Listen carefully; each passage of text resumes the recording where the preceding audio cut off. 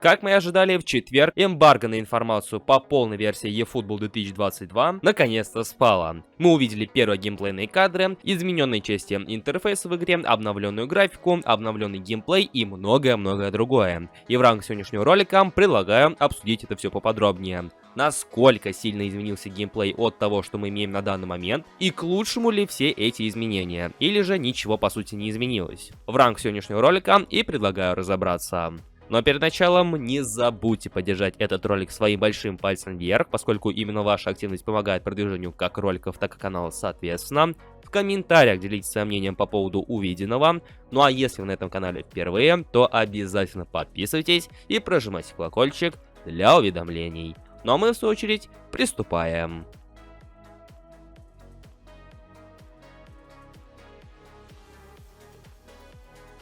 Итак, на просторах сети появилось несколько роликов с геймплейными кадрами eFootball 2022. Некоторые из них демонстрируют полный матч, а некоторые из них демонстрируют лишь отрывки, где приведены матчи как с искусственным интеллектом, так и в рамках игры обоих реальных игроков. Однако и там геймплей плюс-минус одинаковые, а поэтому будем говорить в целом. Первое, на что стоит обратить внимание, так это на то, что игра претерпела косметические изменения. Начиная от графики матча, фейсов футболистов, текстурок футболки, яркой цветовой палитры и заканчивая игровым интерфейсом, который также изменился. И теперь он представляет составы команд следующим образом, как это и происходит в реальном футболе.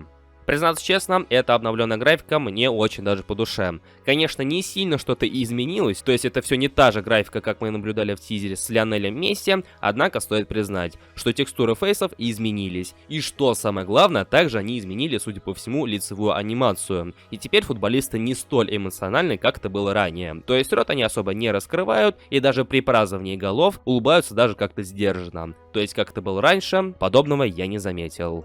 Что же касается самого геймплея, игрового процесса, то он также претерпел некоторые изменения. Конечно, не стоит рассчитывать на то, что с обновлением версии 1.0.0 все изменится сверх на голову, однако уже сейчас заметно, что передачи идут по-другому, и в целом движение футболистов стало более плавным. Они теперь не бегают так же хаотично, как это мы наблюдаем сейчас. Конечно, свобода при перемещении все так же заметна, однако она не столь хаотична, как это было ранее, и это несомненно радует. Как и обещали разработчики, также заметно, что изменились пасы, теперь они стали более корректными, однако все так же зависит от игрока, насколько точно он управляет передачами.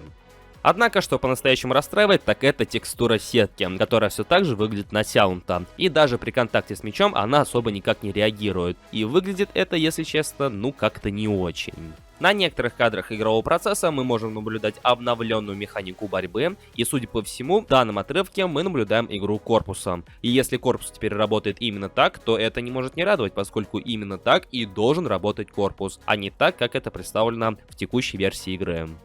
Также на некоторых кадрах засветились некоторые кусочки обновленного интерфейса eFootball 2022, и стоит отметить, что каких-либо глобальных изменений он также не претерпел, появились только новые вкладки. В частности, у главного меню появилась вкладка Dream Team, также сверху появилась вкладка Shop, которая представляет из себя внутренний магазин, и только не совсем понятно, что там будет продаваться. Внутриигровая валюта, или же дополнительные режимы, а может быть и самое что ни на есть полноценный трансферный рынок. В общем, поживем увидим. Также на данном скриншоте мы наблюдаем обновленный интерфейс изменения тактики, и здесь также появились новые вкладки, которые касаются более точных настроек игры вашей команды, как и заявляли Konami.